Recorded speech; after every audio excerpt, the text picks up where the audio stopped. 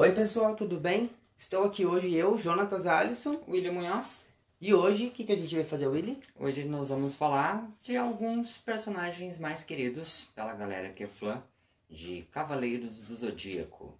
É isso aí, pessoal. Lembrando que isso daí é só uma base que a gente tem, segundo algumas pesquisas do pessoal que é fã. Já vai deixando o seu like, já se inscreve no canal e compartilha o vídeo para quem gosta de Cavaleiros, né, Will? Isso aí mesmo. A gente tem uma meta aí no YouTube de alcançar pelo menos 1000 inscritos. E a gente tá correndo atrás, tá? Pra ver se a gente consegue trazer mais conteúdo pra vocês. Então, se puderem nos ajudar, se inscrevendo no canal, a gente agradece muito. Vamos lá, então? Vamos, então chega de enrolação. O primeiro cavaleiro que a gente vai falar é um dos mais queridos também, né? Que o pessoal gosta, todo mundo...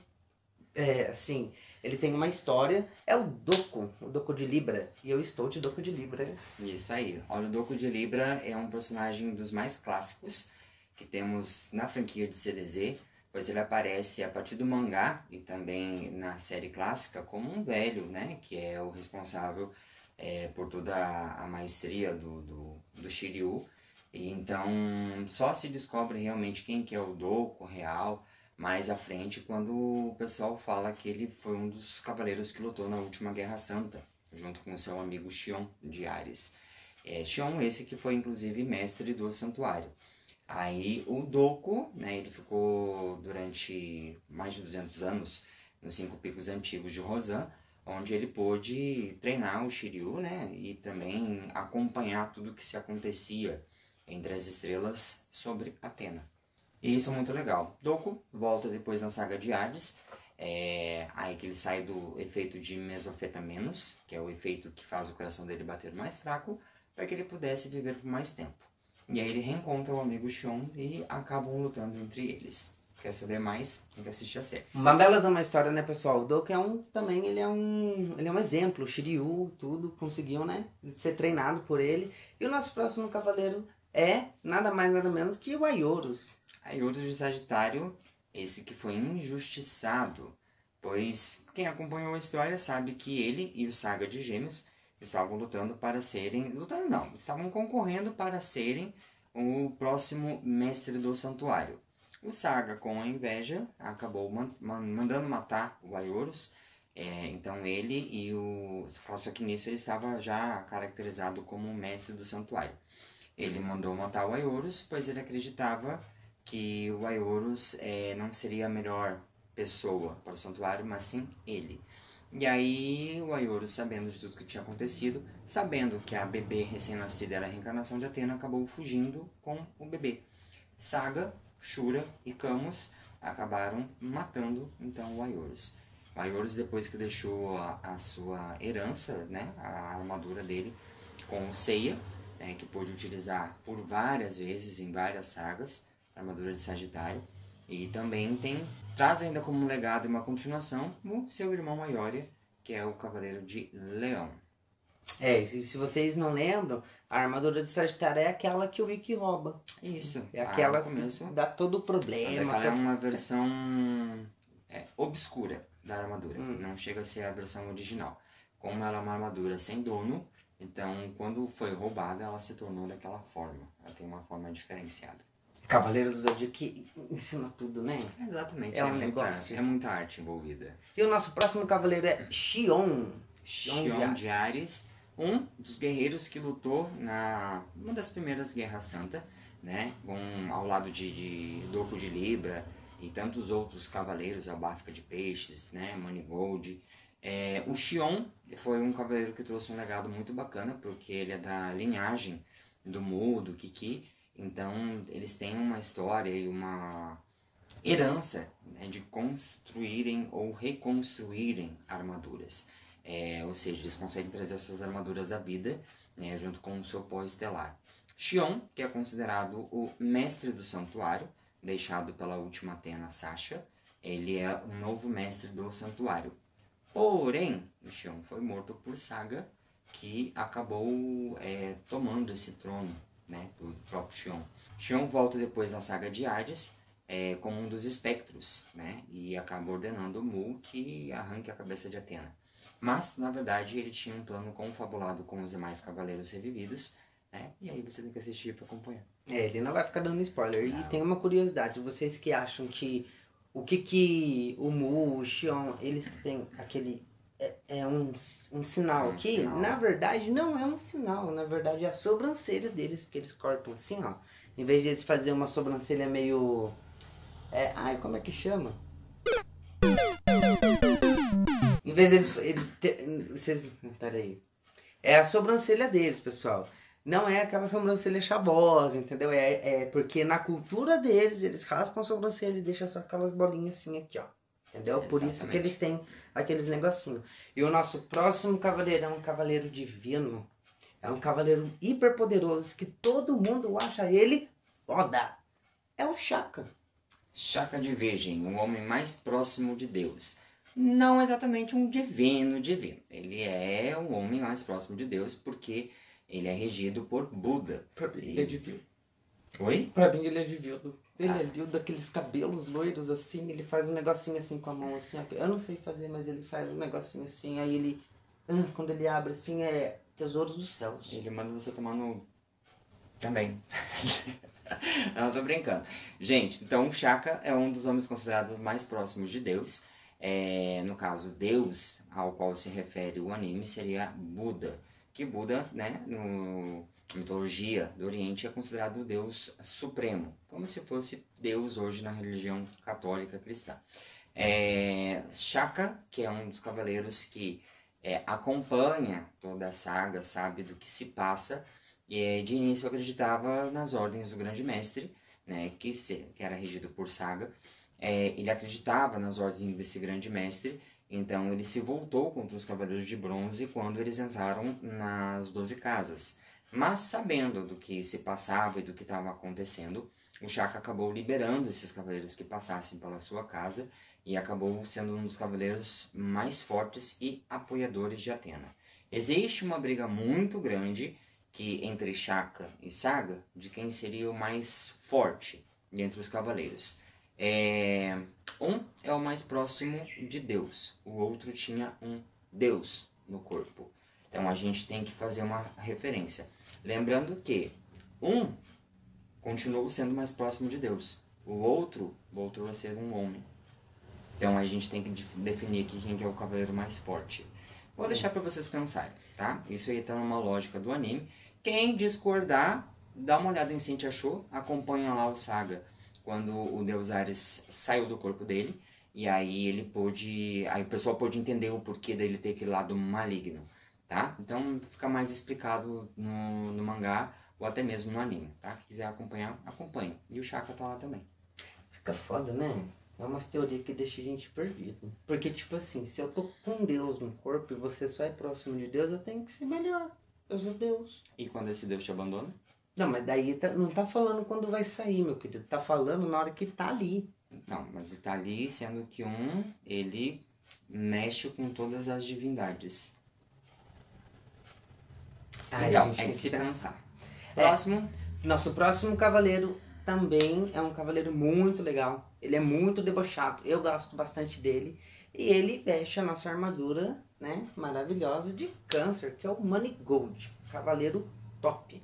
Manigold, um dos personagens mais obscuros da saga de Lost Canvas. Obscuro pela forma que a história dele acontece. O Manigold era um órfão que, após ter visto sua família toda ser morta, a única coisa que ele queria fazer era matar pessoas, porque ele acreditava que a vida não tinha sentido, que não tinha valor algum.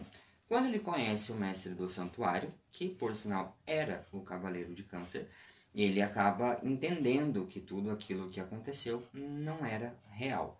E aí ele aprende a manipular melhor seus poderes e acaba tendo um treinamento. Marigold é o cavaleiro que enfrentou os deuses gêmeos na saga de Hades de Lost Canvas e teve uma luta maravilhosa, uma das melhores lutas que teve em todo o anime. E a gente tá esperando aí por uma terceira temporada, né? Vamos ver se sai, pra gente poder acompanhar um pouco mais o que acontece. Eu tô morrendo de vontade pra ver o Cavaleiro de Escorpião em cena. Cadê a Dona Toei pra fazer a nossa terceira temporada? Cadê a Dona Bandai pra lançar mais action figures? Vamos, filha. A gente tá esperando, né? E aí o próximo? O nosso próximo cavaleiro é um cavaleiro muito, assim... Acabou de falar o nome dele aqui, né? Não agora, mas um pouquinho antes é o Saga. Saga de Gêmeos. Saga. Saga tem uma história muito bacana. Pra você que não terminou de assistir o anime, pra conhecer, Saga tem uma história muito legal, porque ele tem um irmão gêmeo chamado Canon.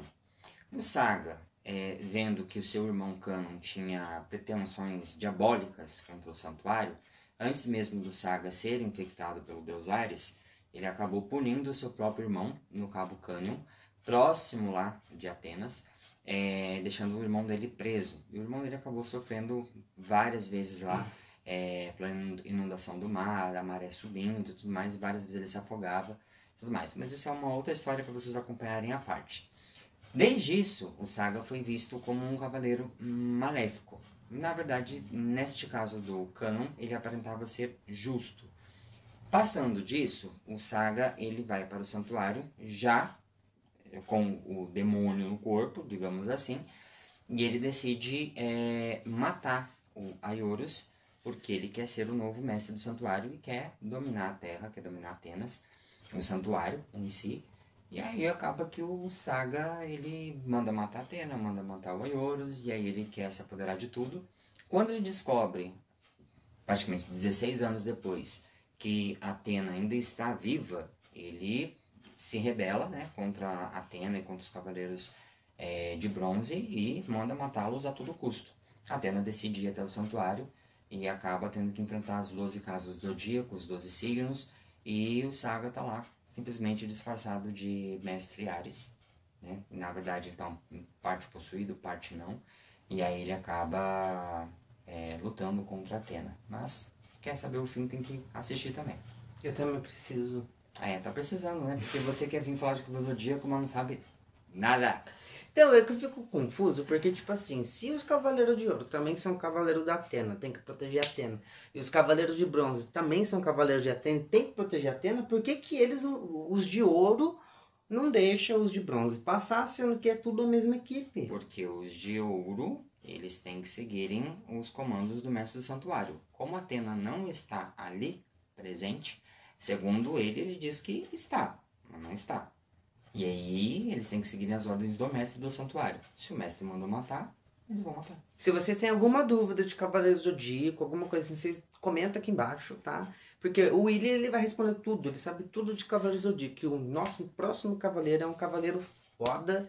Ele é um espectro, é isso mesmo? Ele é um espectro. Ele é um espectro. Eu vi um meme esses dias também na internet que a Atena manda os Cavaleiros de Ouro pegar o orgulho deles e enfiar dentro do Radamantes, que é o nosso próximo cavaleiro, Radamantes. Radamantes é um personagem muito bacana, é um dos juízes do inferno mais fortes da saga de Hades. Radamantes de Wyvern, ele tem uma, assim, cara, a armadura dele é fantástica, é maravilhosa. Ele é dublado, inclusive, aqui no Brasil pelo Guilherme Briggs, que faz o Superman, né? Cara, maravilhoso. Superman, o Buzz, o primeiro filme do Pokémon Mewtwo. É o primeiro Buzz, né? Porque Tá, vamos deixar que o Buzz. segundo Buzz não colou, não ficou legal. Primeiro Buzz, tá lá de Toy Story, lá de 1900 e tu. Isso, dentre E o tantos Mewtwo outros também, personagens, assim como um personagem que eu amo, que é o Willy, das Meninas Superpoderosas. Então, o Guilherme Briggs é fantástico. Um grande abraço, ó. Um beijão pra você, porque você é maravilhoso, cara. Ele é aquele que faz... Ai, menina super poderosa, não é? Exatamente, esse aí. Esse Foca daí. igual esse aqui. Então, Então, voltando, Radamantes, ele é um dos juízes do inferno e ele é total apoiador de Hades, né? Porém, ele é meio contra as informações e ordens da Pandora, e aí então acaba que assim, o Radamantes ele fica meio num muro, porque ele não sabe o que ele faz, se ele realmente luta ou se ele busca matar Atena para levar para Hades, ou se ele continua seguindo as ordens da Pandora. Então é uma coisa meio complicado, mas ele é um dos cavaleiros que mais preza pela justiça na saga de Hades para o seu povo, né? Ou seja, para os espectros de Hades em si. E inclusive agora, juntas, está saindo também um novo mangá, onde conta a história de um personagem que ele está num navio, esse navio acaba explodindo e ele acaba morrendo.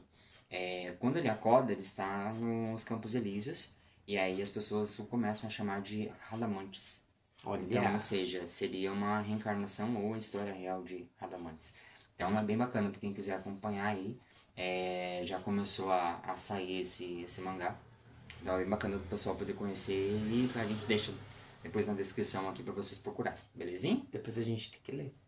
Também, eu não consegui parar pra ler ainda, tem outros saindo aí também. Muita coisa pra A gente fazer. ainda não conseguiu parar pra ver, mas a gente vai tentar. Eu acho que o Radamantes, ele é do signo de Libra. Por quê? Porque ele é da justiça.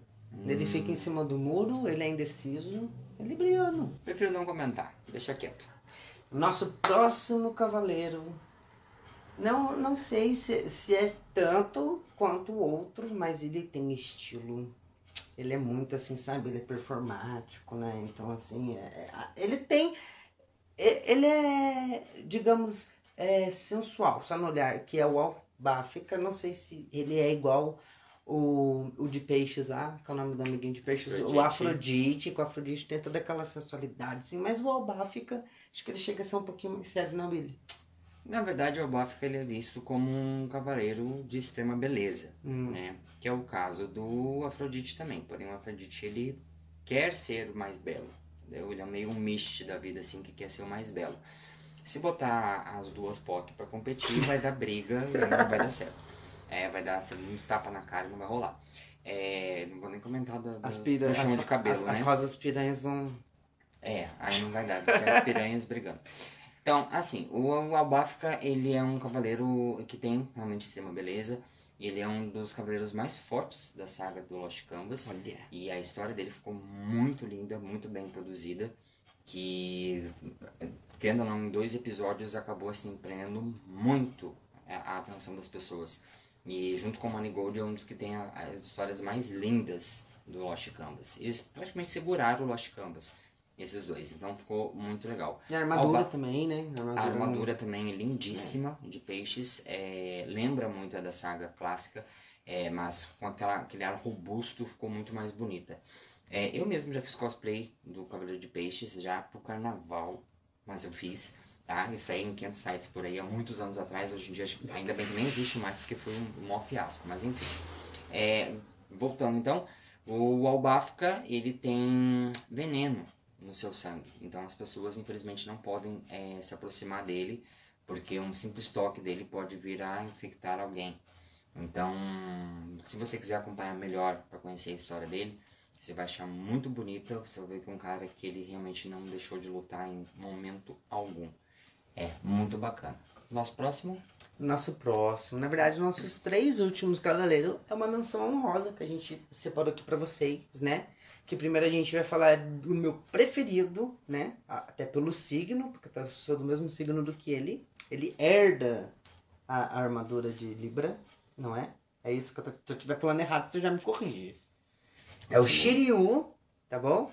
Shiryu maravilhoso, que ele conseguiu lá dar um chute na cachoeira e mudar o curso, o fluxo da água. E ele tá nas nossas menções honrosas. Ele só não muda o fluxo da Xuca. Mas o que você fala, ridículo? Então, vamos lá, pessoal. Pra quem entende, né, vai saber. Enfim, Shiryu, um dos órfãos que foi mandado para 5 Picos de Rosan, foi treinado pelo mestre Doku, né, um ancião de Libra, e acabou herdando com o tempo a armadura de Libra e também a espada Excalibur de Shura, de Capricórnio. Shiryu esse que por várias vezes optou por tirar a sua visão, optou por tirar a sua armadura para lutar, pois ele acreditava que sempre deveria lutar de um modo justo. Um dos mais falastrões do anime todo. Ele adora dar uma lição de moral em todo mundo e adora ser vamos dizer assim, o mestre de todos eles. O certinho. Não só o certinho, mas ele quer ser o mestre praticamente ali, tipo, ditando como tudo deveria funcionar. É coisa de libriano. Infelizmente, né? Aí, o Shiryu, ele é um dos cavaleiros que ele consegue não só herdar essa parte da armadura de Libra, como mais à frente ele é visto como um mestre também, que aí a gente já vê no Ômega. Inclusive ele é pai do Ryuho, que é da armadura de dragão, né, do próprio pai, e ele acaba também cedendo a armadura dele de Libra, a armadura acaba sendo roubada. Aí, gente, é uma história muito bacana assim de acompanhar. Tem muita gente que critica o Ômega e eu realmente critico pelo gráfico. O gráfico realmente ficou ruim. Mas quando a gente pega o roteiro para analisar como foi montado o roteiro E o segmento dele eu achei bem bacana. Então, assim, antes da gente criticar só o gráfico, só o que foi feito, existe um roteiro por trás, que são outros profissionais que ficou bem bacana. Bem Eu acho que se o Ômega pegasse o gráfico do Lost Canvas... Se toda a série pegasse o gráfico do Lost Canvas, seria muito bacana. Até Santi achou, assim, que eu assisti alguns episódios de Santi achou. Nosso próximo cavaleiro na menção honrosa é... ele que é todo pássaro de fogo, nosso cavaleiro Wiki de Fênix. O Wiki, e que é um dos meus cavaleiros favoritos, se não o meu predileto. É também um dos órfãos que foi mandado para ser treinado. Ele é irmão do Shun, de Andrômeda, que é um dos cavaleiros mais falados. E incrível que pareça, só fazer uma menção ao Shun aqui, eu não achava que o Shun fosse um personagem tão querido até a Netflix achar o Shun. Porque quando a Netflix pegou o Shun e transformou ele em uma mulher, foi tanta gente falando, comentando e criticando, e eu não vi o Shun assim como um personagem tão favorito das pessoas. Tudo bem que faz parte do quinteto ali, mas eu não imaginava que o Shun tivesse tanto esse amor das pessoas. Cara, estragou, gente. Não tem que voltar, fazer atrás ou refazer, não tem como. Pelo menos a segunda temporada na Crunchyroll acabou melhorando um pouco, né, a imagem do personagem em si. Porém, como eu já tinha notificado aqui anteriormente, né, mudaram-se os dubladores. Pelo menos não vamos mais ouvir o Shun com voz de Naruto, né, porque realmente eu não gostei. A nova dubladora ficou muito legal, né, que é a Shun. Então, assim, eu achei muito bacana, muito legal dar essa remasterizada. Já que mudaram, então, o sexo do personagem, colocassem uma voz, pelo menos no Brasil, mais feminina para ele. Aí, simplesmente, que nem o pessoal tá falando assim, eu tô imaginando o Peter Parker dando o Meteoro de Pégaso, porque o dublador é o mesmo dublador do Peter Parker, né? Gente, agora você imagina o que é ver o Corrente de Andrômedas na voz do Naruto. Também não gostei, né? Então a gente for pegar toda essa sequência vai ficar meio ruim. Voltando à história, Ikki de Fênix, irmão de Shun, quando pequeno, o Ikki ele teve que não só fugir, mas proteger o seu irmão o tempo todo, porque o seu irmão era um bebê ainda. Eles foram resgatados pelo Mitsumasa Kido, avô da Saori Kido, que acabou levando eles para o orfanato, onde anos depois eles foram mandados para treinar. Nesta época em que o Shun ainda era pequeno, ele já tinha recebido, ele era o receptáculo do Hades, no qual a Pandora acabou repassando isso para ele. Ele já inclusive tinha a correntinha, e eu tenho essa correntinha do Hades. E aí então o que acontece? Acaba que eles crescem nesse orfanato, o Ikki é mandado para a Ilha de Andrômeda e o Shun é mandado para a Ilha da Rainha da Morte. E aí o Ikki, sabendo que todas as pessoas que iam para a Ilha da Rainha da Morte nunca voltavam, ele decidiu trocar com seu irmão e foi para lá. Ikki viveu os piores anos da sua vida, pois foi considerado um inferno para ele ter treinado lá. Ele acaba matando o seu mestre, por conta do seu mestre matar a própria filha. E aí ele tinha um apreço muito grande pela Esmeralda, que era a filha desse mestre. Ele acaba matando o seu próprio mestre. Ele é a armadura de Fênix e volta totalmente revoltado por tudo que ele passou no orfanato, querendo se vingar da Saori, do Mitsumasa Kido, e acaba tendo que enfrentar todos os Cavaleiros de Bronze, onde ele traz consigo os Cavaleiros Negros também. Mas, passando tudo isso, ele acaba entendendo que tudo aquilo que ele está fazendo não vai levar ele a nada. E aí ele acaba, vamos dizer assim, se unindo aos Cavaleiros de Bronze, mas não fazendo parte, né, do grupo em si. Então ele aparecia bem esporadicamente. Ele aparece depois nas 12 Casas, acaba aparecendo também depois no spin-off que é da saga de Asgard. Vem na saga de Poseidon também, tá? Arregaçar total. E pra mim, o mais clássico do Ikki é no Ômega.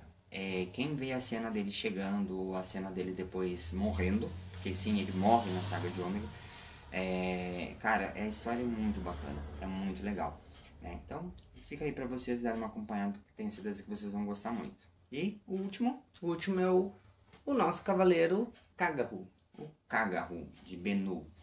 Bom, segundo teorias que nós acompanhamos, Kagahu de Bennu seria, na mitologia egípcia, uma ave, que seria uma ave negra, que representava Fênix. Então, provavelmente, Kagahu teria sido o Bennu, na verdade, né? Bennu teria sido a primeira fênix. Então, ou seja, o Kagahu, ele tem o lado obscuro da Sapuris, que é a armadura dele, e aí ele acaba, depois de rever todos os seus erros, todas as suas vinganças e tudo mais que ele teve, ele acaba encontrando a luz. E nessa luz ele se torna o primeiro Cavaleiro de Fênix. O Kagahu, pra mim, que é um dos personagens mais lindos da saga de Hades, é um dos personagens hoje também muito procurados por colecionadores. Eu gostaria que tivesse assim, um enredo maior dele quando ele lutou com o Aldebaran, né? E, cara, tem coisas muito bacanas do Kagahu ali que eu acho que poderia ter sido melhor trabalhado no Lost Canvas. Realmente ele é um personagem incrível. E eu gostaria muito de ver na saga de Hades, o que acabou não acontecendo, seria o Ikki com a armadura divina lutando contra o Kagahu. Nossa, imagina aí. Ia ser maravilhosa, porque assim, as armaduras se assemelham, são muito parecidas. Eu não sei o que acontece com esses roteiristas que, tipo assim, eles vão lá, eles criam um personagem foda, aí, tipo, com o decorrer da série, assim, eles esquecem o personagem. É tipo o Ash liberando o Pidgeot e liberando a Butterfree, anos falando que vai reencontrar, não reencontra. Aí vem aqueles outros 5 cavaleiros que estavam junto com os 5 principais, que também cagaram pra eles. Gente, vamos tentar fazer uma coisa nova. A saga de Hades, ela foi feita por um fã. Começou por aí. Foi feita por um fã. Quando teve um número muito alto de exibições, de visualizações aqui no YouTube, acabou que o pessoal da Bandai e da Toei decidiu, não, opa, peraí, deu visualização, vamos fazer, né? Vamos fazer uma oficial. Aí decidiram fazer oficial, só que nessa que fizeram do próprio fã, já não aparecia exatamente, já na história do mangá em si, já não aparecia tanto o Kagahu assim. Mas pelo que eu andei acompanhando das últimas histórias, do Kagahu tem uma parte muito linda em que ele tá lutando contra um cavaleiro de ouro e ele acaba sendo mandado para a luz para se tornar uma outra coisa. E eu acredito que possa ter se tornado a Fênix. Tudo bem que a Fênix vem da mitologia grega e não da mitologia egípcia. Então, se Bennu realmente se tornaria uma Fênix, fica aí uma incógnita. Se o Patinho Feio se tornou um cisne, por que o Bennu não pode se tornar uma Fênix? Vocês comentam aqui embaixo, tá? Por quê? E esse então, pessoal, foi o nosso vídeo dessa semana. A gente tá meio corrido, tem muita coisa acontecendo, questão de horário de trabalho. E sabe como é que é a vida, né? Bastante corrido, mas vamos trazer mais informações, tá? Porque as últimas informações que a gente trouxe aqui foram verídicas, tá? A gente não enganou ninguém, então tá bem bacana, tá? E lembrando que a gente teve essa semana agora Tamashii Nation, tá? Que tá trazendo aí revivals maravilhosos, tá? Temos aí o Moses, o Mishi, o Thor de Pegda, lá da saga da Hilda, né? De Asgard. E foi anunciado aí também o revival dos Marinas de Poseidon. A pessoa ainda não sabe direito o que vai ser. Se vai ser a versão mangá, que é a versão azul deles, ou se vai ser a versão do anime, que é aquela versão mais laranja, né? Vamos ficar na torcida, porque qualquer uma das versões são lindas. Se eu puder ter das duas versões, eu teria. A gente vai ficar aí nessa expectativa de ver o que a Toei e a Bandai vão trazer pra todo mundo. Beleza, galera? Então, por hoje é isso.